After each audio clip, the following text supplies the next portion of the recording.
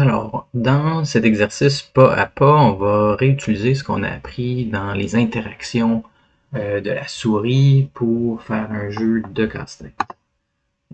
J'arrive ici et j'arrive dans mon jeu. Alors, comment j'ai structuré mon jeu? Alors, j'ai toutes mes pièces de casse-tête qui sont séparées, dans lesquelles j'ai mis un Polygon Collider, j'ai mis mon script avec toutes mes fonctions publiques, et pour chacune, je suis venu attacher l'objet avec la fonction publique, ici avec le bon nom, qui a les propriétés base event pour pouvoir avoir accès aux éléments du pointeur.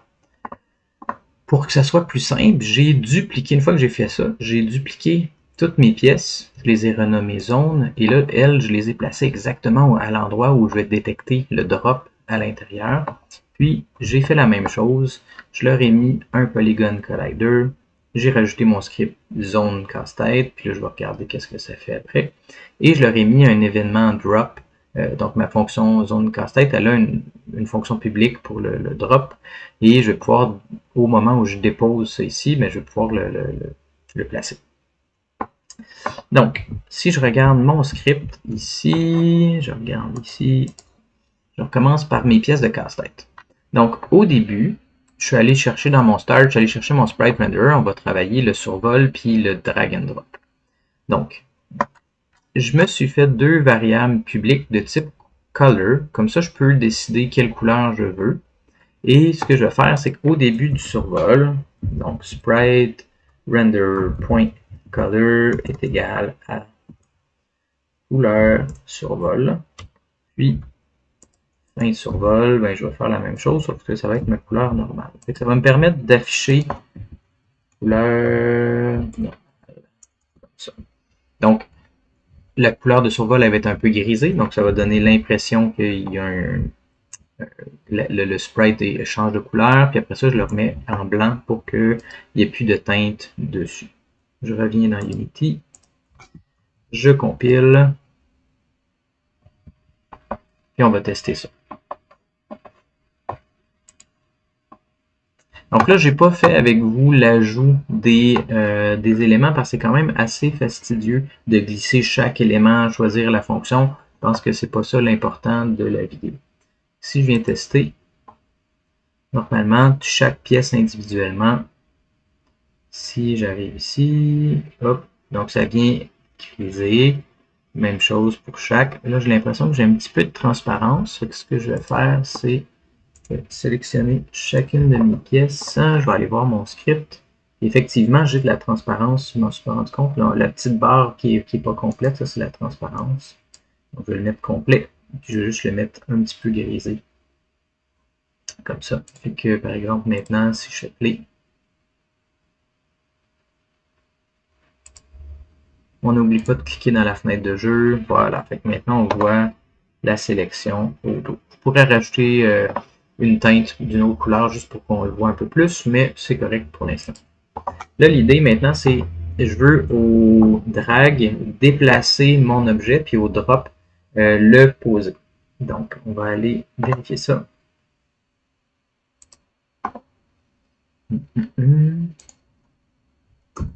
Alors, au début du drag, ce que je veux, c'est récupérer la position du pointeur. Pointer event data, comme ça, est égal à event data as pointer event data. Donc, je convertis mon information. Maintenant, je vais placer la position de mon objet en fonction de la position du curseur. Donc, vecteur 3 est égal nouvelle position est égal à pointer event data point position. Sauf que ça, mon curseur, il est pas, il est en mode, c'est la position par rapport à l'écran et non pas dans le monde 3D. Donc, pour ça, je vais convertir caméra.main, donc ma caméra principale, celle qui est active. On a une méthode qui s'appelle screen to world point, donc ça va convertir les position d'écran dans le monde. Et je vais assigner ça à ma position. Puis, comme ma caméra, elle, est à moins 10, je vais remettre la position en Z à 0, juste pour pas être égal à 0. Puis, je vais assigner ça à ma pièce de casse-tête. Donc, transform.local position est égal à nouvelle position. Là, vous allez vous demander pourquoi j'utilise local position. C'est que mon objet est à l'intérieur d'un parent. Fait que si j'utilisais position, ça va le placer dans le monde. Ça va pas le placer exactement au bon endroit. Moi, je veux le replacer correctement par rapport à son parent. Donc, on teste ça. Puis, ensuite, je vais faire la même chose. En fait, je peux copier ça dans le drag. Fait au moment, je vais pouvoir, ça va suivre mon curseur quand je vais le déplacer. Je compile.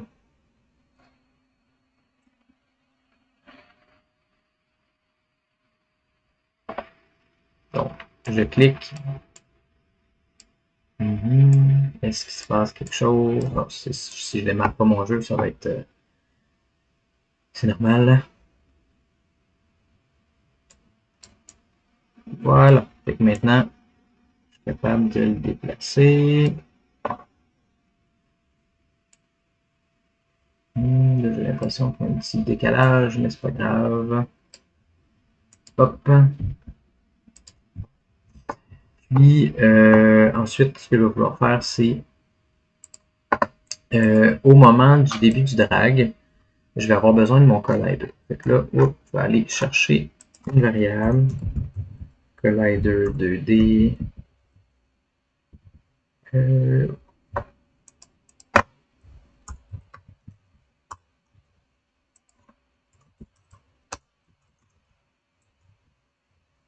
get component, collider 2D. Puis même si c'est un polygone collider 2D, c'est comme la famille des colliders 2D, je suis capable de le chercher aussi. Au moment du début du drag, je veux désactiver mon collider pour pouvoir me permettre d'accéder au drop.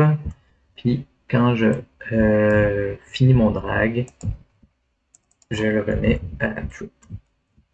Comme ça. Je vais tester.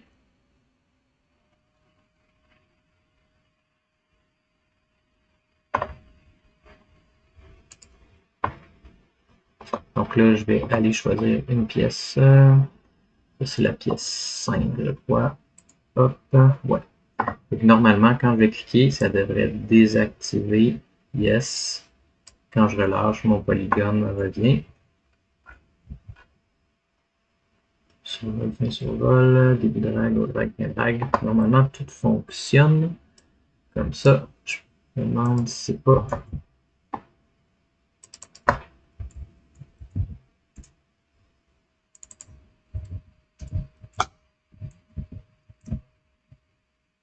Normalement, à moins que ce soit ma position. J'ai peut-être pas pris la bonne.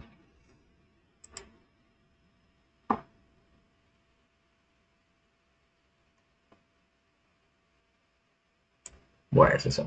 Donc, effectivement, mon curseur était positionné par rapport au centre du monde, donc je vais le déplacer. Je vais déplacer ma pièce par rapport à l'univers du monde aussi. Maintenant, il va me rester à détecter le drop. Donc là, comment je fais pour associer une pièce à une zone en particulier?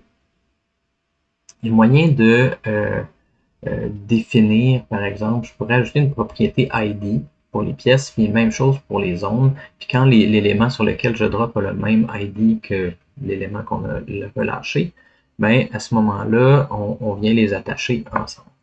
Parfait. Donc, ce que je vais faire, je vais aller dans ma zone ici. Je vais me faire une propriété publique qui va être un entier public int ID. Puis je vais faire la même chose avec ma zone de casse-tête de même. Puis on va aller juste les associer. Je vais mettre la vidéo sur pause le temps que je mette le ID sur chaque élément.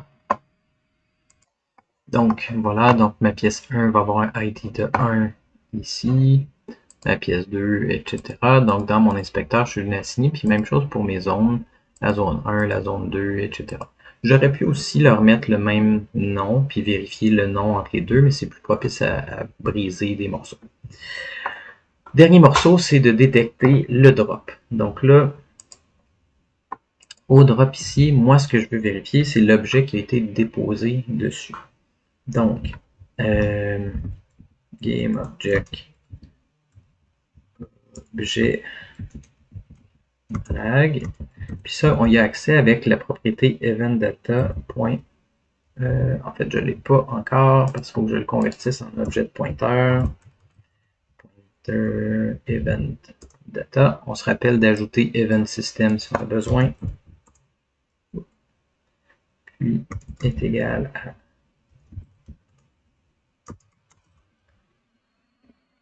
pointer event data. Donc, j'ai ça ici. Qu'est-ce que j'ai fait comme... je ne peux pas avoir deux variables pareilles. Donc, je m'assure d'avoir deux variables qui ont des noms différents. Puis, pointer event data, pointer drag. Donc, ça, c'est l'objet qui a été déplacé. Donc, if un objet drag point.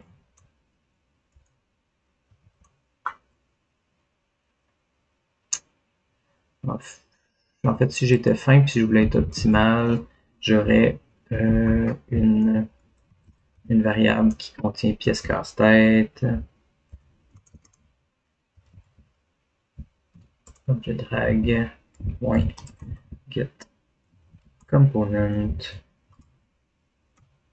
pièce de casse-tête. Donc, je vais chercher la pièce, le script qui est dessus. Donc, si c'est plus propre, pièce de casse-tête.id égale à id qui est en haut. Ça, c'est super intéressant. Ça veut dire que je pourrais enlever le collider de mon objet, comme ça on ne pourrait plus le déplacer. On pourrait le centrer sur nous, puis on va le parenter à notre pièce de la zone. Donc vous allez voir que objet drag.set transform.set parent transform. Ça veut dire que je vais utiliser mon transform de ma zone, puis je vais venir parenter mon objet à l'intérieur. Ça veut dire que ça va me permettre de le centrer, ça va être plus facile pour le centrer. Ensuite, je peux dire objet drag.transform.local position. Là, je vais utiliser local position pour pouvoir remettre à 0 par rapport à son parent. En fait, je veux juste vecteur 2.0. Ça veut dire que ça vient centrer en Y et en X. Puis, je pourrais ensuite aller chercher son collider. Comme ça, je ne peux plus le déplacer ensuite. .get component collider 2D enabled est égal à false. Ça veut dire que je ne peux plus le bouger par la suite. Puis mon start, je pense pas que j'en ai besoin. On va juste le laisser au cas où. Je reviens. Et là, normalement, si tout fonctionne bien, mon objet va se centrer sur la pièce, puis il va se coller par la suite. J'arrive ici. Je fais play.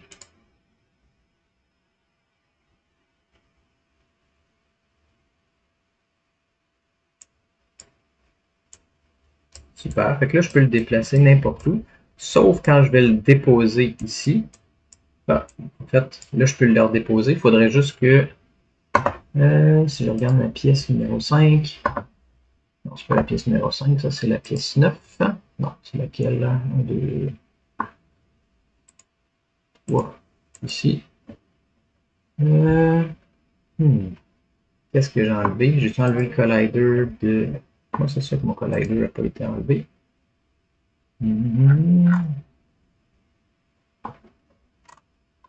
On va aller voir pourquoi le collider n'a pas été enlevé.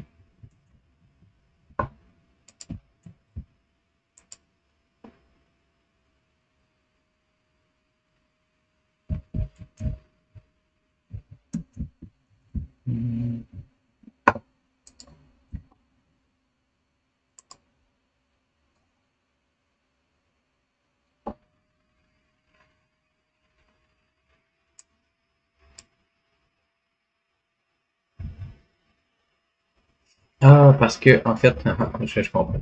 C'est une erreur de logique de ma part. Donc, ce qui arrive, c'est que à la fin, dans mon end drag, mais qu'est-ce que je fais? Je remets mon collider. Peut-être que je vais vouloir avoir un booléen. Fait que ça serait une bonne logique pour mon jeu. Que je pourrais dire bool. Il faudrait que je le mette public pour y accéder de l'autre côté.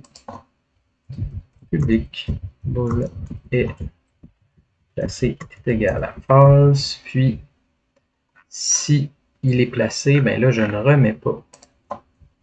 If, comme ça, est placé égal à false. Là, j'ai le droit de remettre mon collider pour pouvoir le redéplacer. Mais si ma pièce est placée à true, ben, je ne vais pas mettre de collider.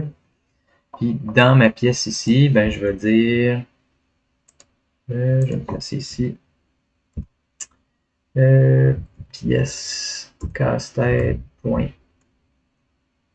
est placé est égal à true. Donc, ça me permet de bloquer mon déplacement.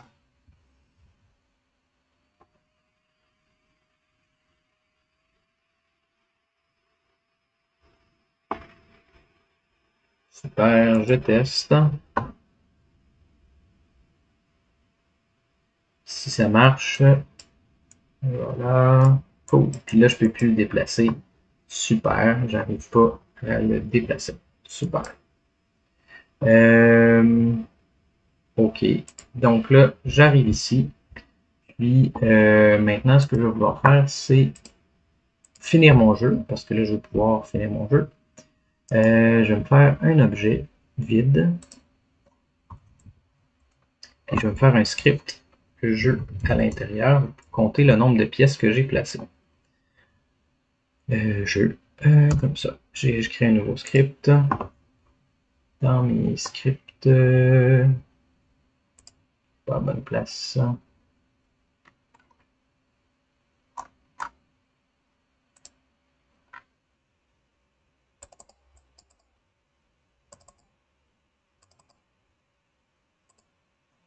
J'enlève juste mon script. Celle à ajouter, j'ouvre ça.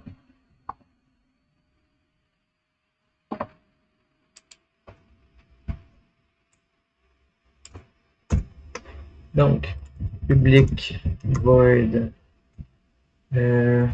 placer pièce comme ça. Puis là, je vais avoir aussi une variable public int nombre total, puis public int pièce placée.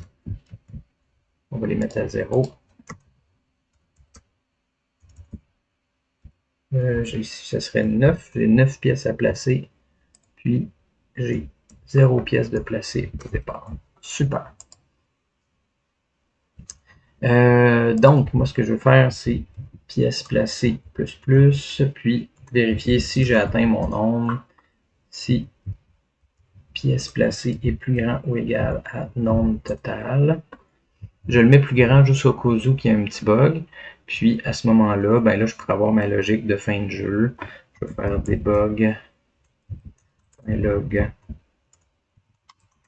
Bravo. Je pourrais cacher mes pièces. Je pourrais afficher ma zone finale. Je pourrais mettre de la musique. Puis ici, je vais mettre toute ma logique de fin. Et ce que je vais faire, c'est dans ma zone de casse-tête ici, je vais me faire public. Je vais pouvoir le glisser dans mon inspecteur. Puis, je vais pouvoir dire, OK, jeu point placer une pièce. Fait que ça va ajouter une pièce à toutes les fois. Maintenant, je peux, si tout est beau, je vais tester ça. Je m'en viens ici.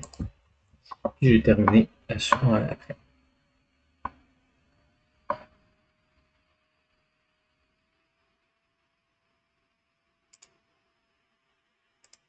Donc, je vérifie toutes mes zones. Je m'en vais à mon script. Je vais glisser mon jeu ici. Je vais regarder au fur et à mesure que je place mes pièces si ça avance.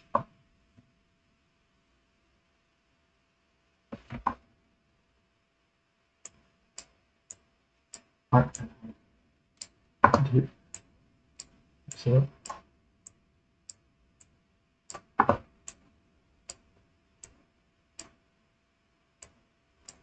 Et j'ai mon Bravo qui s'affiche.